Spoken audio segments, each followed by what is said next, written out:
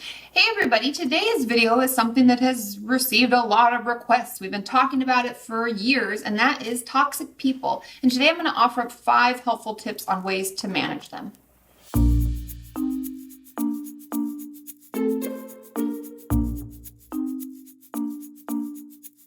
And so when I say toxic people, I mean people in our lives who we wish we could avoid. They really leave us drained. Every time we talk to them, it's all about them. We can never even get a word in edgewise. There can be a lot of different traits and feelings that we have that leads us to believe these people are toxic to us.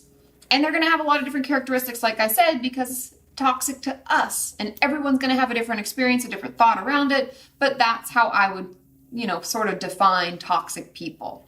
And the first way to manage toxic people in our lives is setting boundaries. And I know it's really hard, and I know it feels really uncomfortable, but if you think about it, does it really feel harder than having to spend a whole day with them? Or does it really feel more uncomfortable than feeling really drained after hearing them talk about their problems for like 3 hours?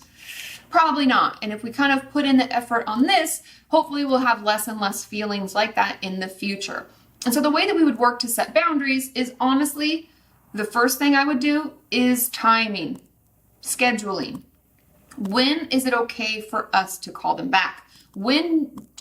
How long are we going to spend on the phone with them? For instance, let's say I have a friend who calls me and all that she wants to talk about is her problems, how terrible everything is, and how I don't understand, and it's just this horrible, she won't take any advice, it's just exhausting. She's like, things are terrible and blah, blah, blah. I'm like, well, have you tried? Well, I don't want to. You don't understand. And it's just this negative, nasty energy.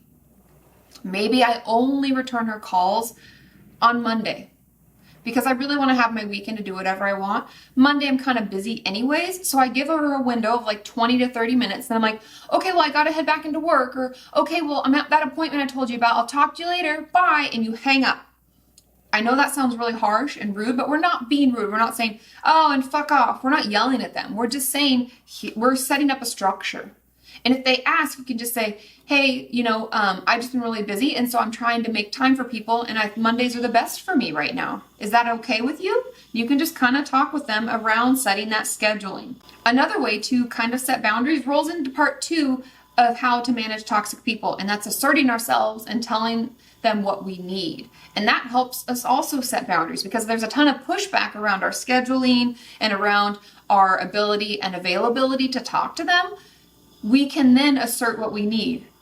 And it doesn't have to be rude. I'm not saying aggressively tell them. I'm saying asserting, which means like being very firm and direct. And you can say something to the effect of, lately when we talk, I find myself extremely drained afterwards, and I try to offer up advice, but you're not very open to it, and it's just been really difficult for me, and that's why I'm just taking a little bit of a break. But I'm happy to talk to you on Monday at this time. I really value our friendship, and I hope that we can work something out. I know that that's hard, but practice it in front of the mirror over and over and over until you feel comfortable and confident saying it to them.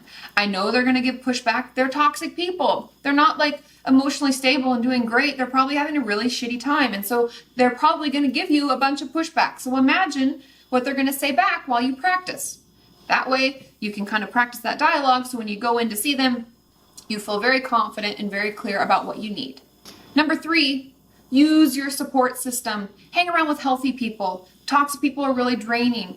And if we only hang around with toxic people, we'll slowly turn into this really icky version of ourselves. So instead, invest in spending time with those who build us up, who are healthy, who want to do the things we want to do. We leave feeling energized. We giggle the whole time. We have such a good time with them. Spend more time with those people. And if you need to, lean on them a little to vent about the toxic relationship you're dealing with. It can feel really nice to have somewhere to go to talk. Or see a therapist. Hey, support system. Yay!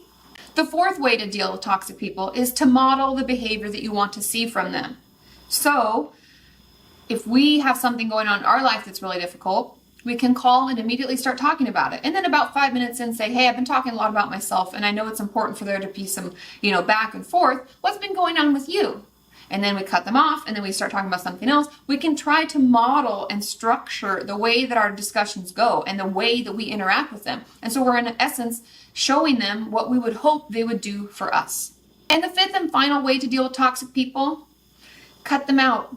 I know that sounds really harsh, but if we've gone through steps 1 through 4 and we've really tried to assert ourselves, we've really tried to set boundaries, we really tried to communicate with them, we're leaning on our other support system, we're doing everything we can, but they're just stuck in this cycle of like being really mean to us, being really negative, sucking all our energy, not wanting to take any advice or get any help for themselves. They're just this dark pit of despair, and we've tried and tried and tried and tried.